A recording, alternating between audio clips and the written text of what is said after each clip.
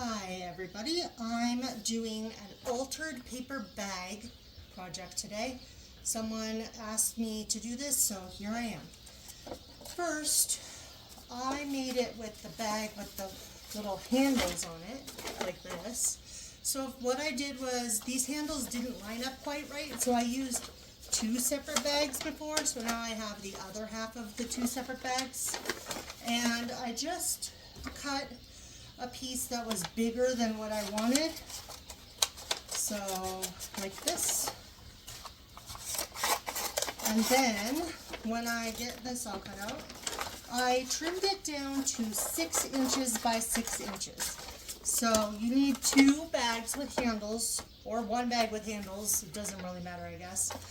And then I'm going to trim it down to 6 inches, and I'll be right back with both parts. Okay, I thought maybe somebody might want to see exactly how I did this, because I just messed up this one, so it's now going to be less than 6 inches. Because as you can see right here, there's a little tiny edge right here, but there's a bigger edge on this side. And so I'm just going to cut a little bit more off of this one to make it 5 5/8, I guess. Looks like it might be good. Let's see, 5 5/8 or 5 3/4. I'm going to try 5 3/4 because you can always take more off. You can't add it back on. That looks a little bit better. So I'm going to show you how I did it on this one. So first I made this part be 6 inches because I want it to be 6 inches long. So I'm going to make it 6 inches long like this. I hope you can see what I'm doing. Let me move this over a little bit. Okay, 6 inches. And then I'm going to cut it off to the 6-inch mark. Nothing is straight right now, so I have to just line it up the best I can so that it's straight when I get done.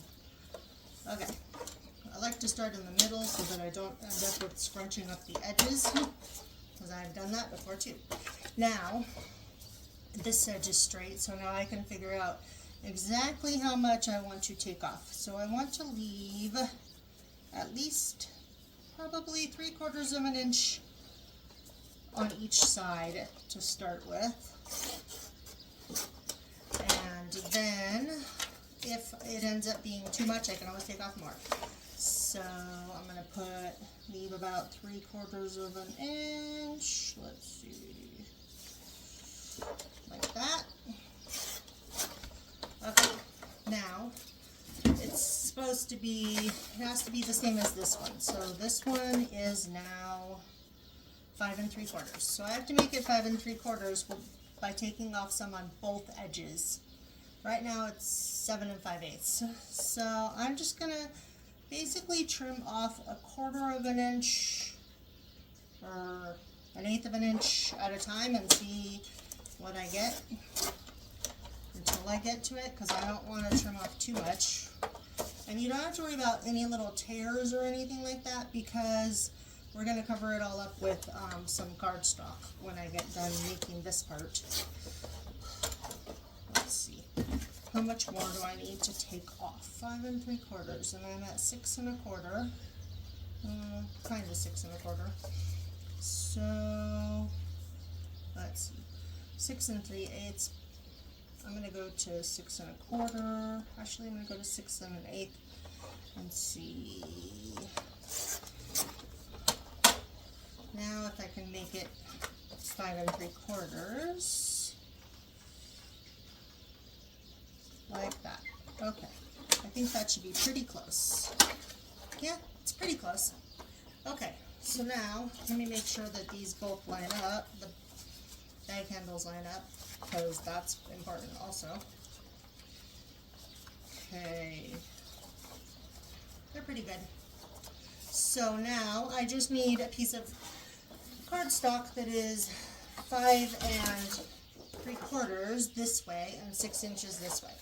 So let's see, which way do I want it? I want it like this. So 6 inches long. Just cut off my cardstock, and then I need to make it 5 3/4 wide. There's one piece 5 3/4 and another piece that is 5 3/4. Okay, and save all the little scraps because I used a lot. When I made my other one, I used scraps, lots of scraps. So now what I'm going to do is I'm going to sew this on the outside of this paper bag.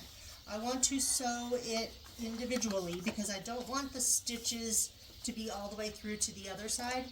I just want, because it always looks yucky on the back, so I'm going to stitch it around all 4 sides of the paper bag so that it's hooked on all 4 sides. And I'm going to do that to both sides of this, and then I'll be right back. Okay, I have completely sewed around both of these sides, as you can see, and I just need to trim up a little bit of this extra paper bag that's sticking out. And you can also glue these onto the outside of the paper bag just as easily. Just put glue all over the whole thing and there you go. And I'm going to put a little glue on this one because it has that little tab right there and that didn't get caught in the glue. And I just want to make sure that it's nice and stuck down.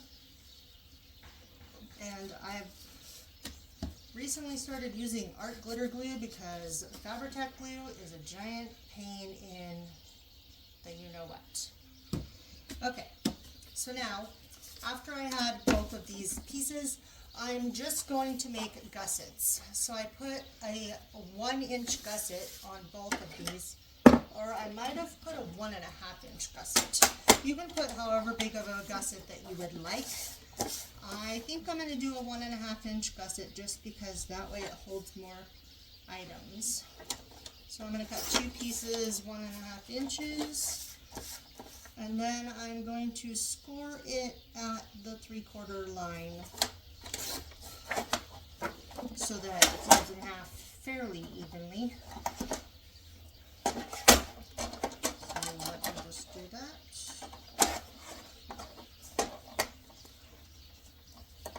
So score it at the 3/4 line.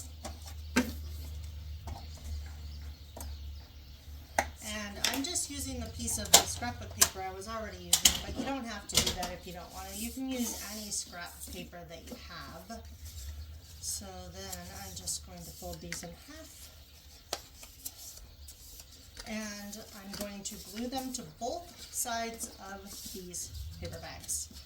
So you put it so that the folded side is on the outside. These don't need to be quite as long as your paper bag because you don't want them to be sticking out at the top like it was just a second ago when you saw that. So I'm just going to trim just a little bit off.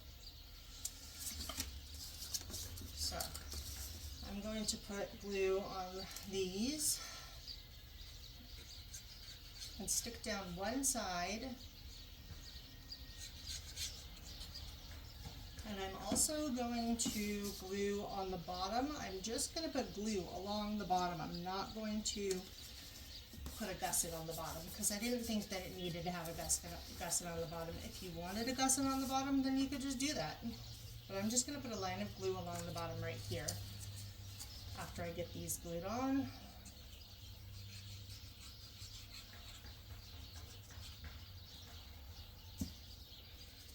Try to kind of sort of line them up evenly. Okay, then I'm going to put some glue right here on the bottom. And I'm going to put glue on both sides of the gussets.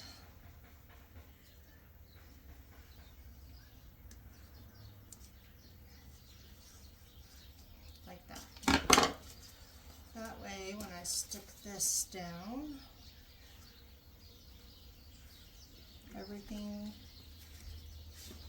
line everything up like that. Make sure the bottom gets all nice and stuck down from the sides.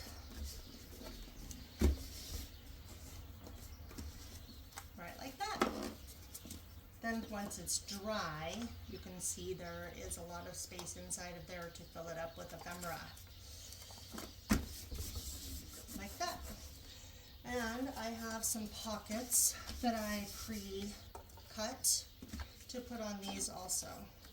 So I have a larger pocket. These are already cut to 6 inches, so I'll have to trim them a little bit. But I have a larger pocket and a smaller pocket. I think I want the larger one a little bit up higher so that it's not right on top of that one, isn't right on top of it. And I even thought about putting a vellum pocket because I think that would look really pretty with the, this is like a shimmery vellum. I thought it would look pretty with this pattern of material behind it. So you can then decorate these however you want to decorate them. I also have some lace that I thought about putting pieces of lace on here as trim. And that's about it. That's how you make this kind of altered bag pocket. And thank you for watching this project. And I'll see you next time.